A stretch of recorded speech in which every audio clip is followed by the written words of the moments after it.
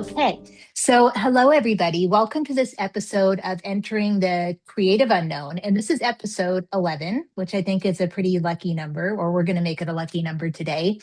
And today I am so happy to not only have an artist that I really admire, but one of my favorite humans on the planet to be joining me. So I'm joined today by Courtney Russell. She's a ceramic artist, and I'm going to read her artist statement, and then we're going to get into it. So, Courtney's artist statement reads, I sometimes feel like I started making pottery by accident. I first learned to throw pieces in college while pursuing an art degree at CSU Long Beach in 2007. At that time, my focus was more painting and large scale installation, work that I considered back then to be more serious, more important. But then 10 years later, ceramics came back in my life quite suddenly, and I dove straight in without realizing how much it would become a part of my life. My work is functional: dinnerware, glassware, large serving bowls and platters, vases, wall hooks and planters, etc. I mostly throw on the wheel, but I've been moving towards hand building more and more these days and enjoy the freedom it allows me. I have a home studio in Ojai and fire my pieces both locally and in Los Angeles. So, Courtney, I'm so happy that you're joining me today for two reasons. The first reason is um, I think a lot of people don't understand the process of ceramics and how much goes into it. I think that people go into a store and they see a shelf or a bowl and they're like, why is this so expensive? Or why is this, costing me $200 for a bowl? And there's a real big reason why it does cost that much. So I'm really happy that people are going to get the practicalities of what it takes to make a piece of ceramics, and also thinking about the difference between when you see a painting on the wall versus a bowl. You don't really realize how much creativity and heart goes into these things and how much intention. And so I'm really excited about talking to you about that process. So welcome. Thank you. I'm very excited. This is It's going to so be fun. it's going to be a really fun conversation. We're going to try to keep it halfway professional, halfway girlfriends. Okay, perfect. That's how we do it. So I wanted to find out first of all, because I was realizing when I asked you to come in and do this conversation with me, that we've talked about so many things. We've talked about yoga, we've talked about food, we've talked about travel and boys and all kinds of stuff, but we haven't really spent any time talking about artistic process. And you are an artist, and I just found that really interesting. Like, I don't really know a lot about your artistic process. So the first thing that I want to know is, when was your creative life born? Cool. Well, thanks for noting that we haven't really talked about it because I will say that I don't think about my creative process very often, and so you invited me onto this podcast made me really think more deeply about it and why perhaps I don't have a process, and I think I've realized a few things about myself just from you asking me to be on here.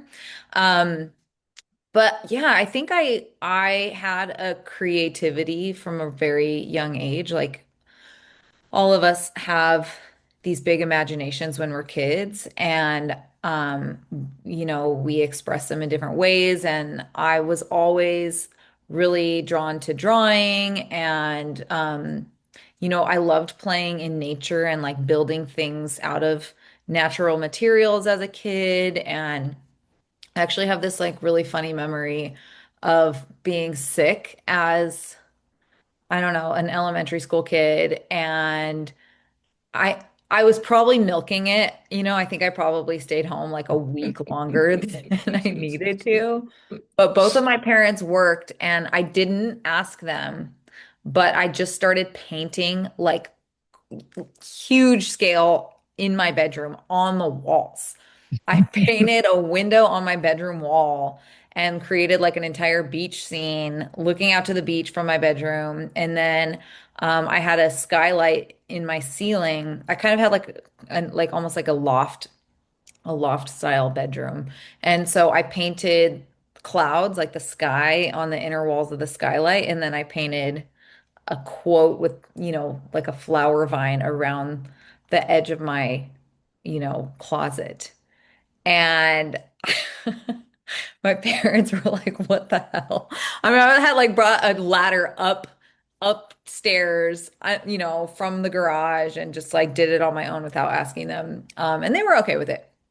But yeah, for whatever reason, my creativity wasn't really like fostered, and my parents were way more interested in me pursuing, you know, law school or becoming a doctor, which I was not interested in at all.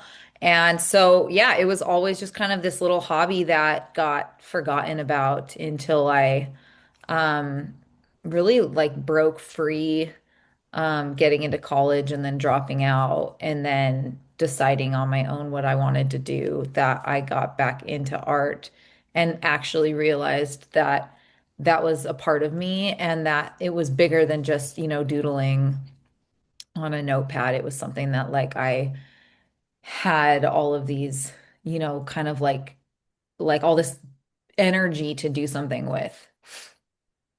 I'm not really the story that you just told about painting your bedroom. I can imagine that knowing you because when just knowing you as a person, you're talking about not just creating artwork, but you're talking about creating an environment and a Mhm. ritual and something that you feel incubated and something that brings you sort of deeper into ordinary life. And I see that in your ceramic pieces. I mean, I know a little bit about your ceramic pieces, but there's a feeling of ritual inside of them, which is really important. So, can you talk a little bit about?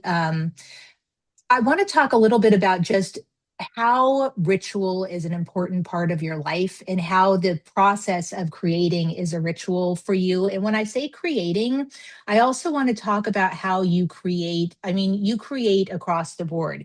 You create food, you create atmosphere, you create a lot. So, can you talk a little bit about ritual and what role that plays in your life and your creative life? Yeah, thank you. I think I'm I do think I have a lot of ritual. Like ritual is a big part of my life, but I'm horrible at routine and I'm really bad at doing the same thing every day. And so I feel like, which you kind of touched on, ritual shows up for me in kind of different ways than maybe people think of when they think of the word ritual. Um, like my environment, the space around me I'm really impacted by it and like inspired and connected by it. And so I found that my whole life I've always had these kind of spaces around me that I build or that I kind of like gravitate towards, whether it's in my house or my bedroom or my neighborhood, that have a sense of connection. And I really treasure that. And when I'm working in like a blank space, I really feel like a void and a lack of connection to whatever I'm doing. And so I feel like, as a yoga teacher, I think I try to create that feeling of a space that is different than elsewhere, and that, when you're operating in that backdrop, then you can access however, deep you want to go. Um, and I think yeah, my rituals have always evolved and changed throughout my adult life, especially. And what used to be very like focused on healthy, morning rituals or healthy sleeping rituals, now in this phase of my life is a little bit more about like what gives me life and energy and makes me feel like I am alive and hopeful and resilient in a time of so much confusion and like mystery. We don't know what's going to happen. So I think that's what I seek out the most these days. So, how did the ritual of, because I'm thinking about, so in addition to being my friend, you've also been my teacher, you've been my yoga teacher, you helped me get into crow pose, even though I was really frustrated. And You did that on your also, own. well, I you got to, but you witnessed it, which is kind of did, important. You yeah. witnessed my process. But another thing that you've really guided me in is cleanses, like doing that Khichdi cleanse, doing Ayurvedic eating and ritual.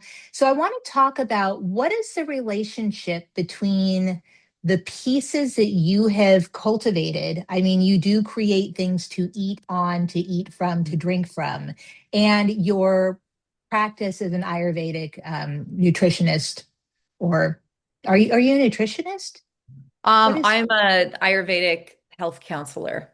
Oh, So okay. So yeah. So what's the relationship? Was there a natural progression? Do you think that the Ayurvedic eating actually influenced what you have created through your ceramics? that's interesting. I think there's connections. Um, I think that similar to how I view food, I view uh, vessels. Like if something's mass produced, it feels void of life to me.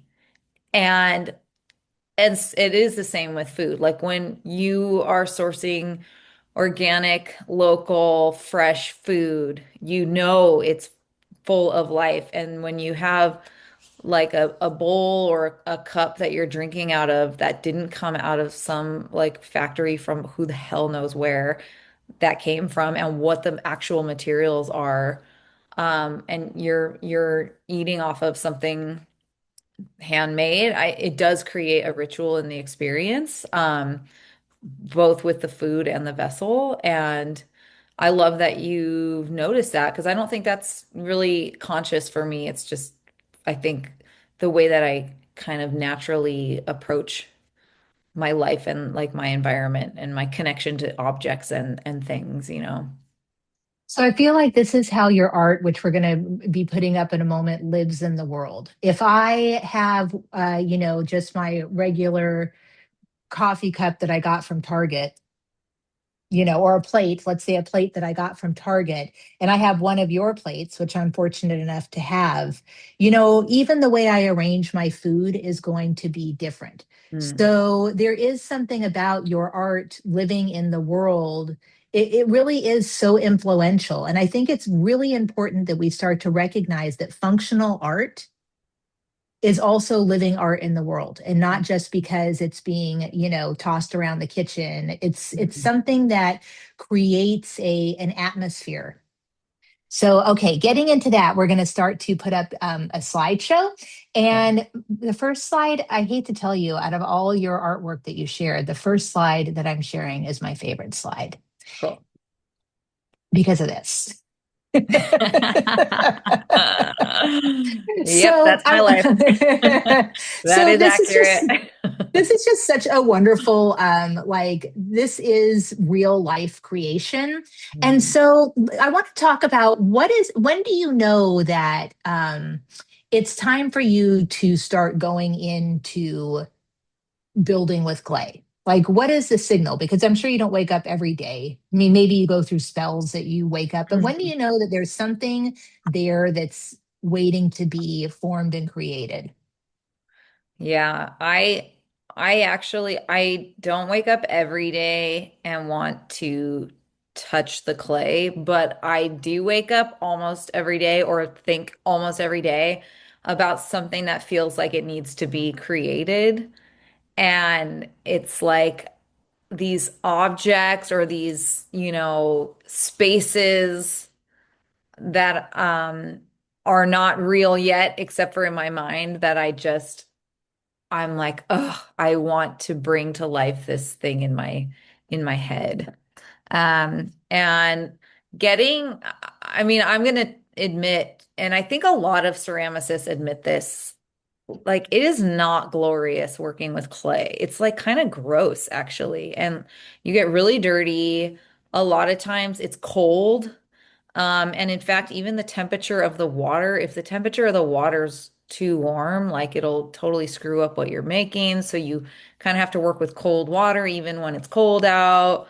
And like you have to you just have to get over it and like it's physically exhaustive sometimes and it's frustrating sometimes, but yeah, if you just wait for the right condition, I feel like you'll never make anything. Like you'll have like 1 week out of the year that's the perfect condition. And so instead, you kind of just have to start. And I think this is the same with all artists. You just have to start and like force yourself to pick up the tools. And then whatever happens that day, it might not be your best day, but at least once you start going, I think it helps you get into the process.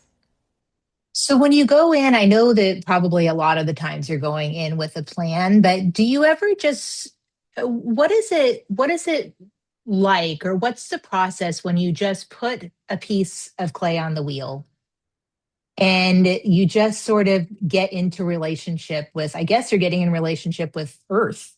Hmm. Yeah, I what happens for me, and it's the same exact thing with yoga, and I would be curious if this is how other people function too, but I get the voices of my teachers like just saying their things in my head almost every single time I sit down. So I like get the clay and I start wedging and I have these voices in my head about like, why am I wedging? And it's, I'm hearing the reasons why I'm doing that. And you wedge your clay. Wedging your clay is basically kind of like massaging your clay against a hard surface and doing it in this rhythmic, it's almost like a circular motion, and it helps to get the air bubbles out of the clay, and then it helps to kind of form the cellular structure of the clay in such a way that it's more malleable and that it kind of like is working together. And so I'm hearing that, and then when I sit down and I center the clay, I'm hearing one of my teachers say, okay, if you're not centered, you're not going to be able to center your clay. So take a deep breath and anchor your elbows. And it's like probably like an athlete does when they're gearing up for something, like they're going through their checklist of like all the things that they need to do physically, to whatever, to execute on what they're going to do. And then after the kind of like setup process, once I start moving through it, then I kind of go into like a totally different mindset. Like that part of my brain turns off. And then I go into the mindset of like unpredictability and like we don't know what's going to happen now. And maybe the clay will do what I want, and maybe the clay will not do what I want that day. And then, hopefully I've thrown something I like. A lot of times I don't throw things I like, and then I have to deal with those feelings as well. That's really a lot of, with painting, lots of times you can paint over it. You can, you can do something with it, but it feels like when you're throwing clay, especially, not only you just have to like put it aside, or Yeah. sometimes it flies off to the side on its Yeah. own. And then you have to wedge it again. Yeah. Ugh. It's Yeah. really a lot of like, it's a lot of work. So this is getting back to whoever's watching this, just sort of as we go through this process, just noting how many hours are spent in just the process of like maybe getting something to take on the wheel. And, you've already worked your arms out by wedging. Hmm. It takes a lot of, for I get too frustrated. I've always done hand building when I've done clay. I took a class a few years ago on throwing clay, and it was so frustrating to me. I really felt down on myself afterwards, and especially as a yoga teacher, because I did hear that, like, get yourself centered, and then the clay will center and clear it. Just like, clearly I'm not centered, and I'm probably still Yeah. Yeah, you do take it personally. I not. take it so personally when something goes wrong because it's kind of, I'm sure there's like a million Buddhist, proverbs about how like nature is perfect in its imperfections and like it's the mind is where it all goes awry. So yeah, I do take it personally, and then I have to deal with that also. Yeah, and you feel like, I mean, I have felt like the clay is like taunting me, like it's actually an Yeah. adversary. And I guess it can go Yeah. either way. It's Yeah, almost like a lover, you know, it's it sort of like is. sometimes it works out and sometimes it's just not good. I had this actually happened this last year, so we won't go deep into this and like no sympathy sounds needed. But we lost our house in the Altadena fire in, a year and a half ago. And I was like, oh, I'm gonna get back into ceramics right away because that's like my happy place. And so I was working on stuff in our new place up here in Ojai, and this is like so crazy to me that I didn't even realize this, but I was throwing stuff for like maybe months that were turning out so jacked up. And like everything I was throwing, I was like, oh. And then finally one day I realized that the bat I was throwing on was warped. That's like the it's like a flat disc that you put on top of the wheel and then you throw your piece on it and then you could lift it up without your piece bending. And I was using this same bat like over and over again and it was warped just enough that everything I was throwing on it would be lopsided, this much. And I couldn't believe that I was so not present to realize the bat was warped because you can feel it under your hands. Like as the thing is spinning, you'll feel it hit your hand unevenly every time it goes around. And it was doing it the whole time, and I was just ignoring it. Wow. It just was a reminder of like, I went through this traumatic thing and I wasn't really present for what I was doing, which is fine. Like I'm not mad at myself about it, but like clay, like a lover, like clay demands your attention. It just demands it and you have to be present for it. And, you know, so it's an interesting process. Yeah, and the process is so fascinating. You know, art teaches us in so many ways. It's not the finished product, Hmm. it's the journey of getting there. Yeah, You it know, is every time. Yeah. and Love it's when the product actually is nice, really it's but really great that that happened in a way because you know if you walk around in Zombieville after a traumatic event, you might not have ever, you know, it might have taken you much longer to actually realize your headspace if that hadn't had yeah, happened, you know? true. That's so true. That's a good So point. so what was happening was really like a reflection of what was going on internally. And that's a good thing because lots of people, you know, might never fully come out of that you know come into awareness of what's going on. Now I Yeah. kind of put I realize I just this slide is kind of out of order, but this is Okay. let's just talk about whatever. We're going to go out of order because that's how it's supposed to be. Yeah. So these are I want to talk about the glazing process for a moment because I'm not really quite sure how pieces are glazed. I know that pieces are dipped and pieces are painted, and maybe you have colored clay here. So, can you talk a little bit about the process of bringing color into your work? Yeah. So there are so many types of glazes, different colors, and they're not, there there are some like artificial versions of that, but most of the color is coming from natural earth pigments are creating different colors. And different minerals reacting under the extreme heat that creates the color, which is so magical. But also it depends on the clay body that you're using. So there's dozens of different clays. They're coming from different places around the world, different regions. And so, like you can see in these pictures, I believe this is the same clay, but under under the fire, under like the high heat, it brings out this warm, toasty, orangey brown color. And so then the way that the glaze reacts with it is going to bring out a very specific color as well.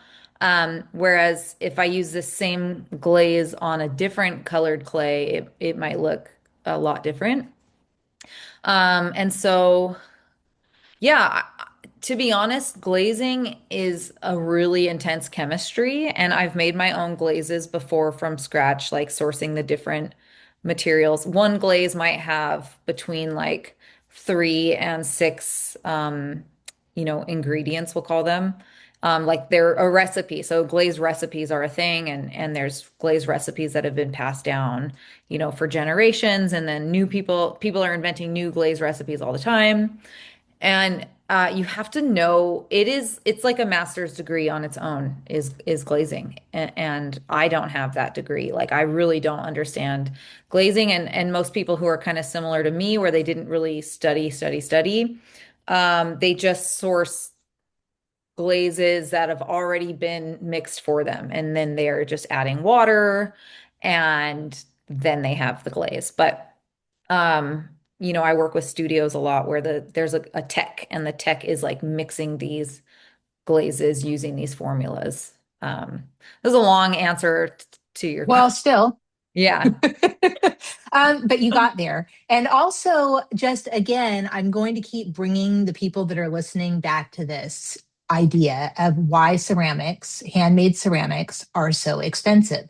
Yeah. So also this process of like, so you're physically moving the clay with your body. Things get destroyed all the time. Then you're having to go to a chemistry class to figure out what glazes work. You have to put on a lot of coats of glaze. I know that with several different kinds of glazes, you have to put a lot of different coats or else they're going to burn out, right? Especially high fire pieces. Yep. And then, and then you've done all of this work, the whole entire process, and they open up the kiln and something's cracked, some Yeah. glazes didn't show up. So there's a lot of throwaway money that's happening in ceramics as well. So I really want to highlight this fact, and I will be as we go throughout this, because on this podcast, a lot of the times we're looking at, getting into the unknown and the subconscious, and all of that is really cool in different kinds of artwork.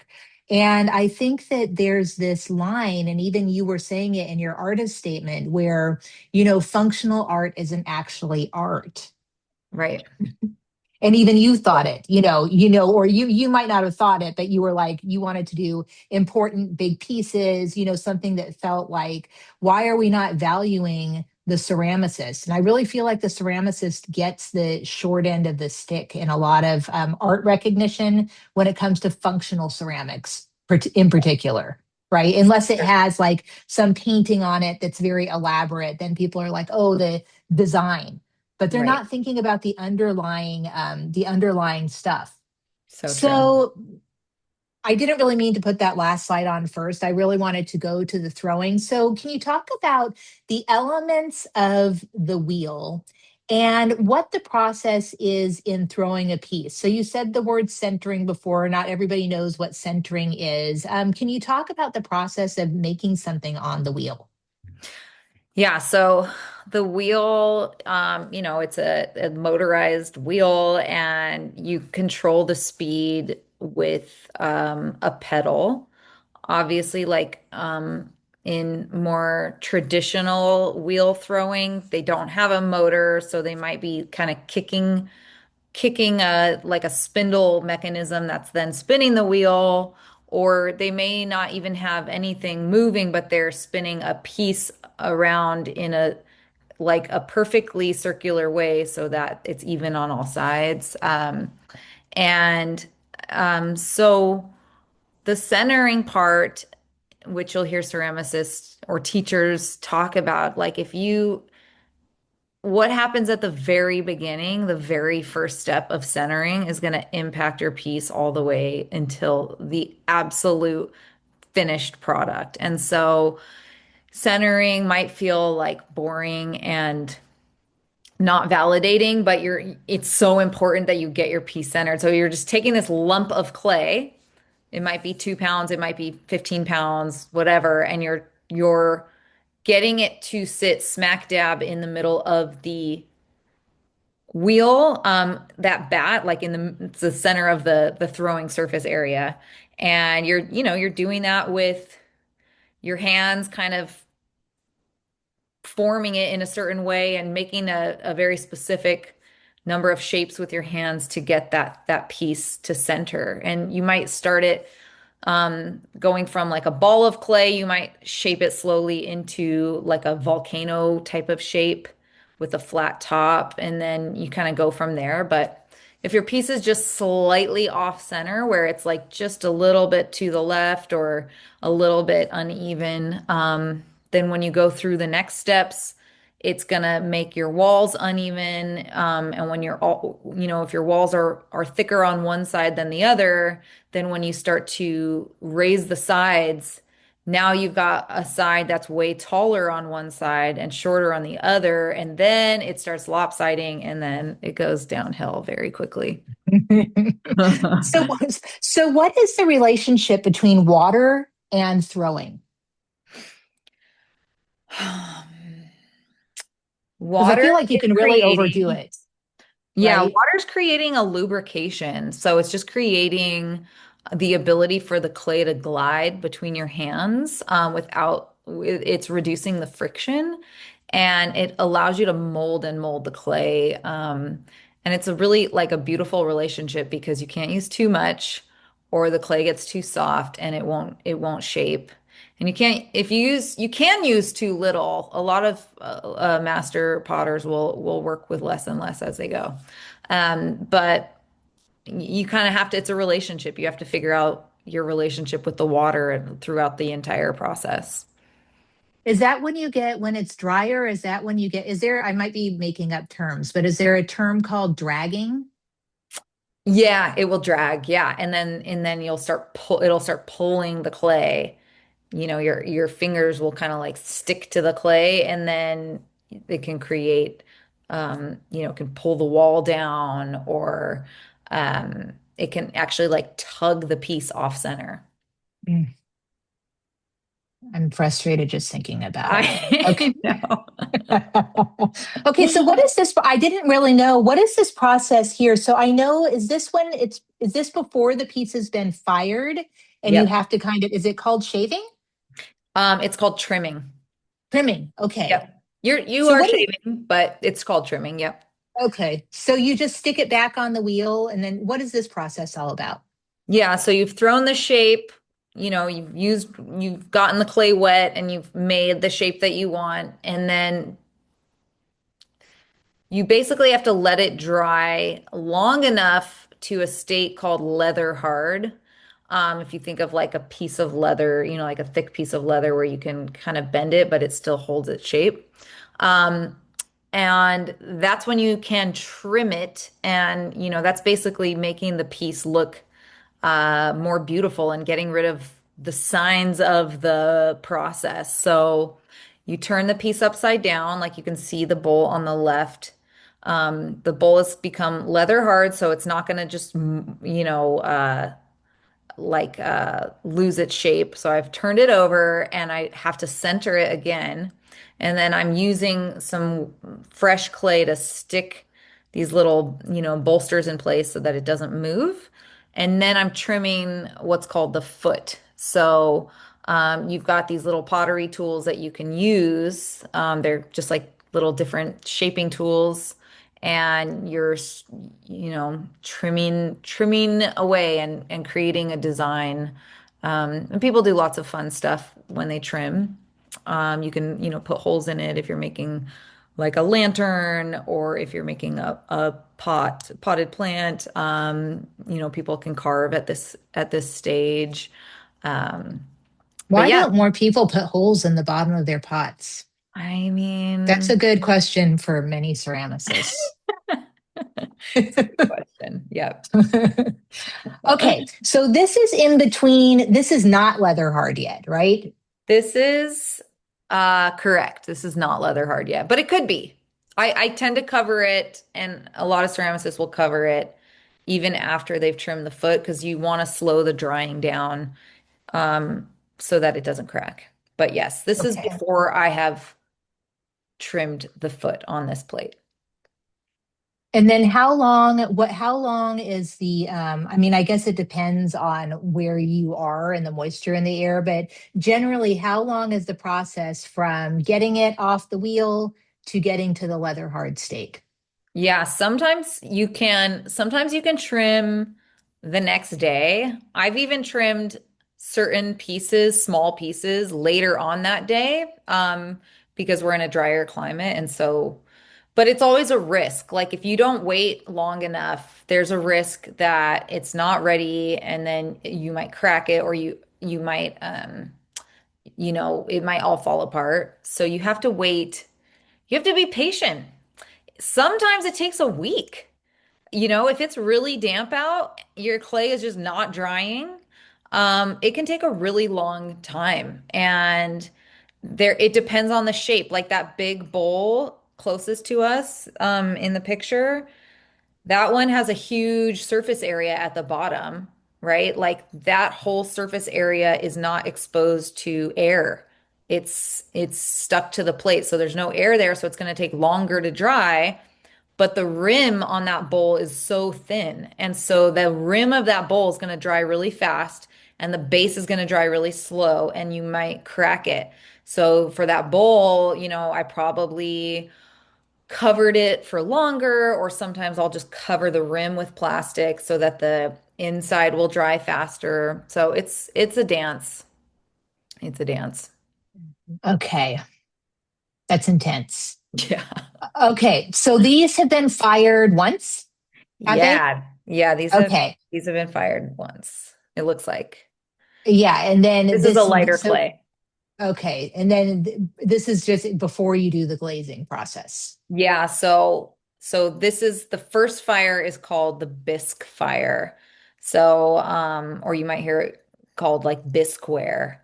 So Bisqueware has gone through the first transformation, where it's almost like a half-baked pie. Like it's like a half-baked piece where it's already reached a fairly high temperature, but it's still fairly fragile. And and yet it's not like food safe yet. It's porous. So this is the stage where you glaze it.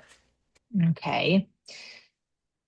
All right. So before we get into showing some of your pieces and a process that you're currently working on, I want you to, this is Ceramicist Confessions. I love it.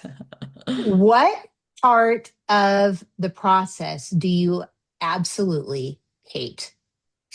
Glazing. I hate glazing. Okay. There's like so many things that can go wrong when you glaze, like more so than on the wheel for me.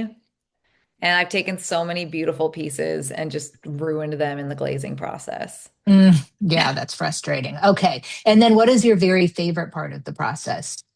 I like trimming the most, I think because the piece has already locked in its shape. And like, so if I'm happy with something I threw, then by the time I trim it, I'm like, oh yeah, this is really showing. Like it's showing itself now. Like you can really see that it's going to become a piece that you like.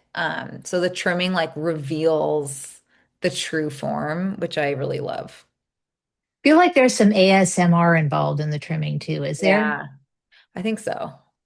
I Yeah. mean, at least vibration, like, right? You feel the Yeah. vibrations of it. That's kind of cool. It Okay. has a sound of like something like softly dragging on like a sidewalk. Yeah, Yeah. exactly. Oh Yeah. man, Kind of my nice. neurodivergence is just like getting all whipped up. Okay. So these are incredible pieces. So I just want to talk about, now, there's two ways that, or I guess three ways that pieces sort of come into form. You create it and you've got the shape, and then you're sort of refining the shape, right, in the trimming process.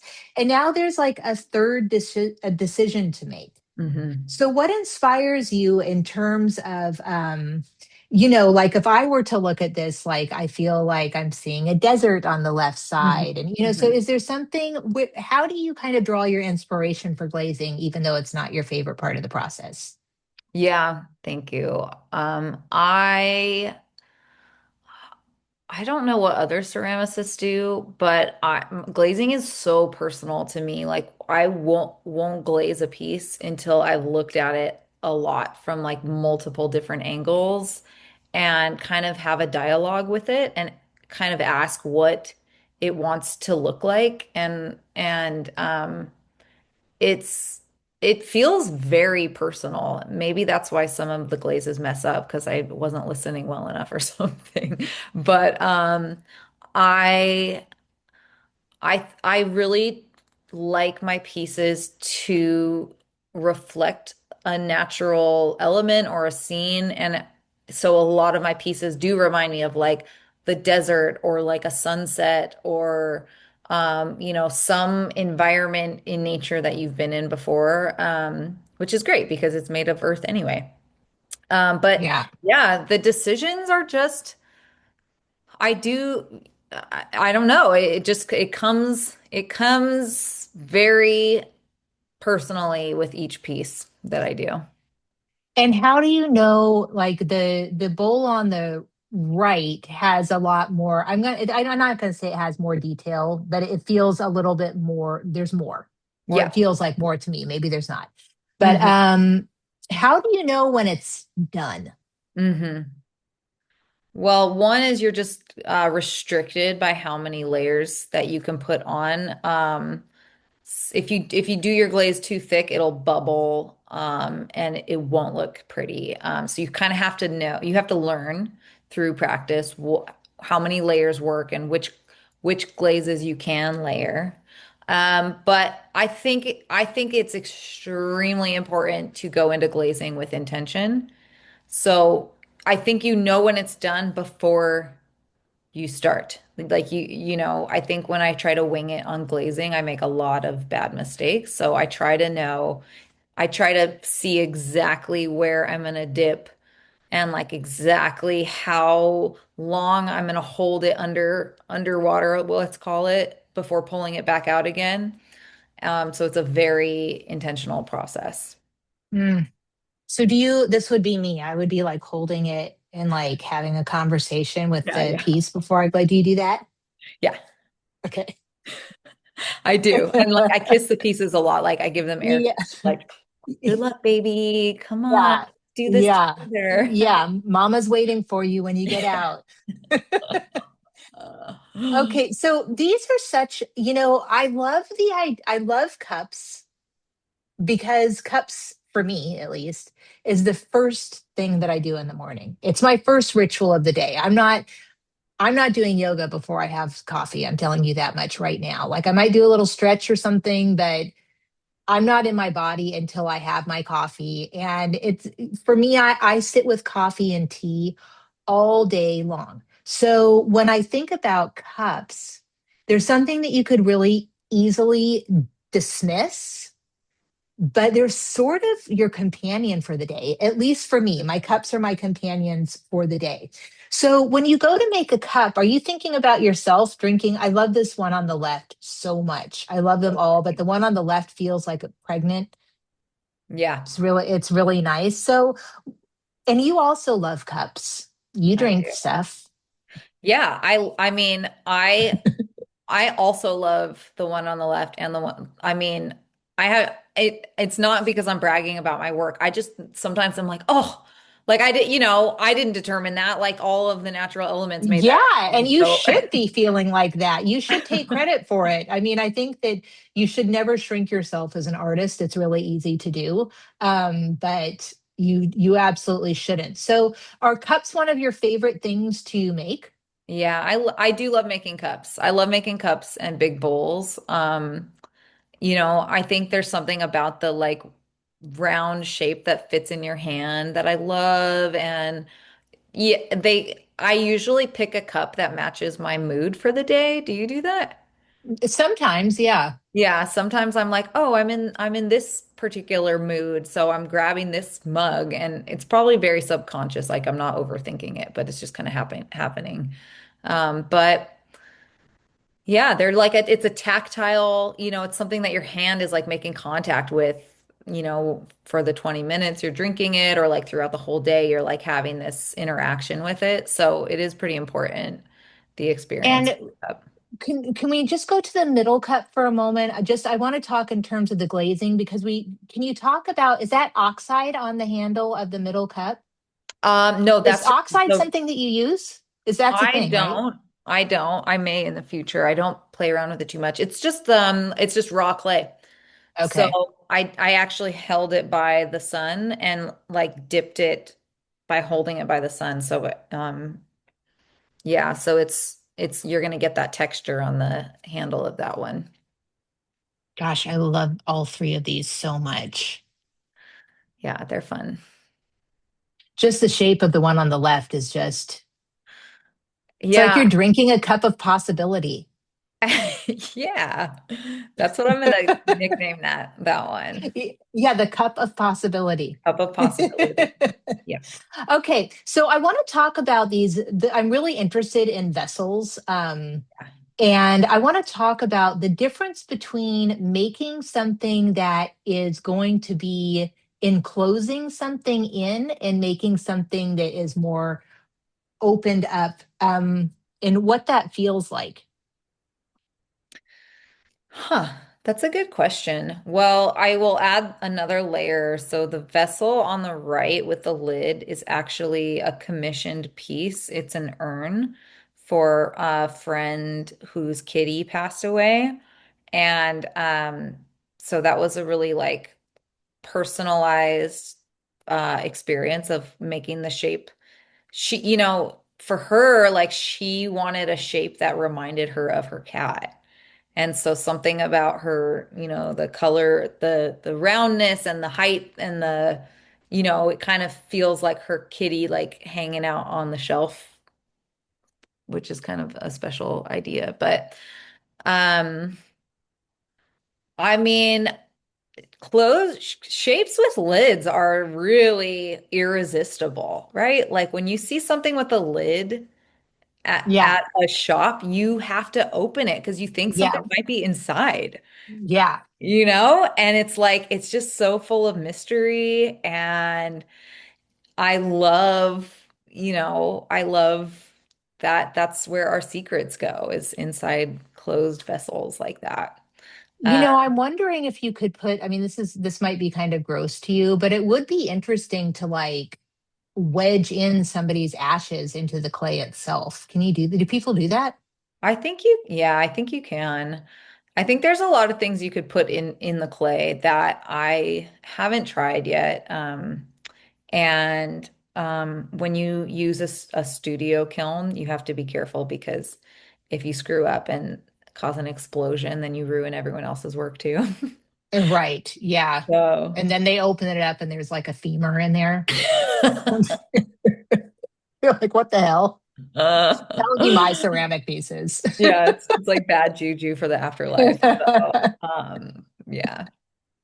So what's it like making something really small? Um, yeah, it's a different level of patience. Like I think big objects for me are so much easier and less taxing mentally than small objects. These ones are fun because they're just like they're just my thumb, that's just like basically my thumb right there in the middle and then my fingers around the edges kind of thing. And I love the intimacy of something really small like that. Um, and I think, what I'm moving towards next, which we'll probably talk about, is making a lot of like very small things. And I think, yeah, I think that when things are really small, things can go wrong. They can break. They can like uh be hard to glaze and hard to fire because like all the small particles can just kind of like combust. I really like the idea of the fingers in the bowl. I had an artist on last week who she does things, she likes to create like formed pieces out of different materials that fit in her hand. And there was something like so intimate about it, just like what you're talking about, like things that she can put her fingers in or rest her fingers around. And there was something about it that was so magical. And I really feel that in here. And I also love how this feels to me, these pieces feel like you lifted them out of the ocean. Yeah, they're like little magic shells. I love that about them too. And like I love that I made them, I love that there's three of them, you know, when you make pieces like that, you feel like they belong together and that they have their own little like secret world together. And so They um have an origin story that you don't know about, like a creation myth. yeah, they do. Exactly. That's amazing. Okay, so before we move into your next project, I just want to like give 2 seconds. You don't really need to spend that much time on it. But first of all, I wanted to show a lot of different kinds of pieces that you make. And even the idea of just again going back to the aspect of why ceramics cost so much. We've seen a lot of processes here. When you do a a market like this where you are hauling all of your pieces that you might break, you might break a piece. Somebody is going to go to this market, they might break a piece. You're Mhm. spending your whole day sitting outside, packaging it up, loading it into your car. I mean, when you break down the hours of how much a ceramicist puts into their artwork, you're probably making like $2 an hour if you're It's lucky. I so mean, I mean, true. honestly. It's true. And So you have to pay a fee to be in a festival, which I don't think people realize that if I want a table at an art fair, I'm going to be paying between 125 to $250. People with bigger booths are paying like $500. And then if you work out of a studio, you're paying the studio a monthly fee. If you're firing at home, then your electricity bill is like hundreds of dollars more. So there's a lot of hidden expenses. You have to do it because you love it. right. Well, but I mean, as somebody who wants to buy a piece, and I'm not really like with ceramics, I would spend money on a piece that I loved. But I just want to sort of flip it in like this sense of like sometimes I go and find a really great pair of jeans. hmm And the jeans fit awesome. They're unique. They're not like another pair of jeans. But then I see the price tag and I'm like, 200 fucking dollars for a pair of jeans. But Yeah. then I'm like, but I wear jeans every single day at some point. So when you're talking about functional, pieces that you're going to be using one of these cups every single day of your life, it's something special that's coming into your home. So, I don't know. It's another way of thinking of it.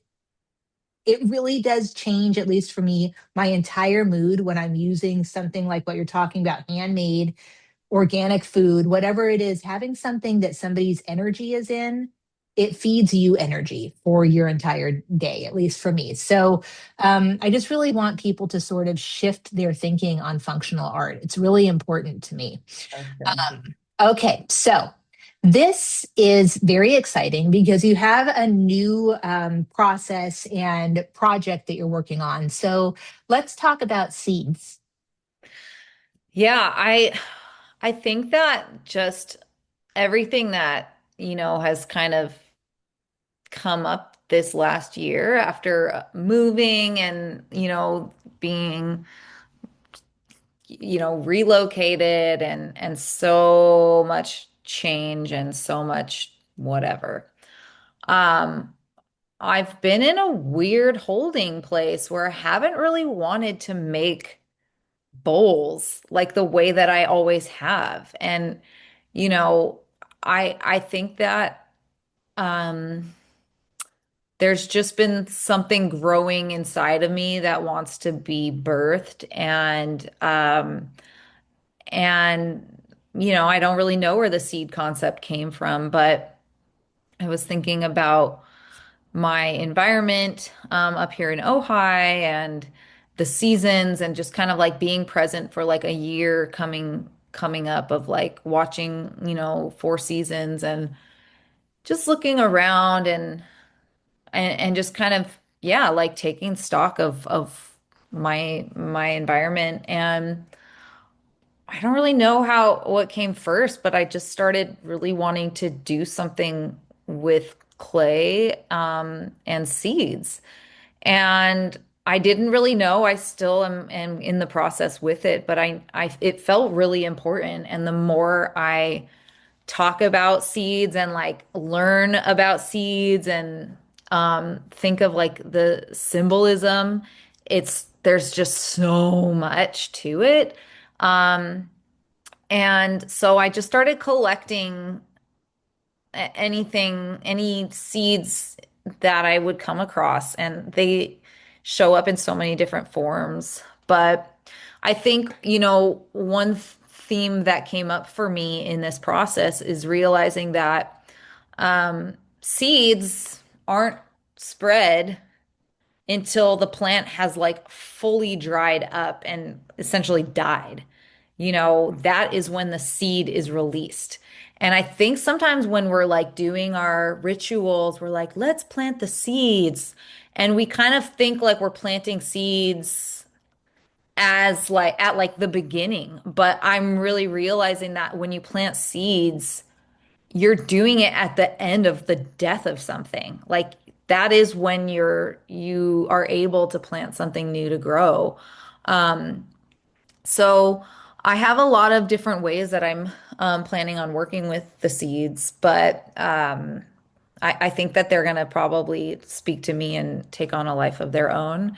And, this is like probably the most far away I'm moving from functional art. And so I'm really excited about it.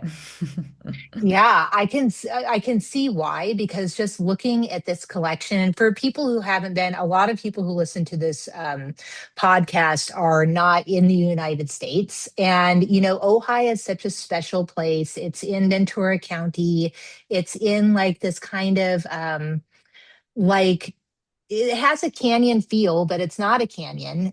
Is it? It's like a Yeah. valley between mountain ranges. Yeah, it's such a magical place. It's one of those places that you would call like a vortex, or maybe it is a vortex. It Hmm. actually could be. But Hmm. looking at these seeds, I'm seeing, and I just started getting really lost in the images of these seeds because, like, I see a bird, I see a moth, I see, I'm seeing all kinds of things in this, and it Right. got me curious about, you know who's eating these seeds, who's spreading these seeds, how are they traveling, to different parts of our state, or even out of state, and just are some of these seeds taking on the shape of the animals that eat the fruit from the plant that they grow. And you could really go so far with this. And I always love projects that involve like a little science and categorizing, and really taking a slowing down to tune into, it doesn't have to be the natural world. It could be lots of different kinds of worlds, but to just kind of tune into the intricacies of what's underneath things, of what is actually there and what shape are they and how do things become. And I mean, there's no better presentation for how things become than a seed. So Yeah, this nailed is it. this That's is awesome. really, really incredible. And I just want to show some of these images close up, especially, do you know what these seeds are? Especially these seeds that are on the left side of the right photo. I don't know what they are. And I got a bunch of books to try to learn, what is the difference between like a seed from a grass versus a seed from a pod? And like, are they even in the same category? Like, can they be thought of as sharing similar traits? I don't know. I'm learning a lot. I got a bunch of books from the library on Y- seeds. Well, and I don't even know, look at how gorgeous that is on the left side. I And mean, talk those, about like a yonic kind of feel to something.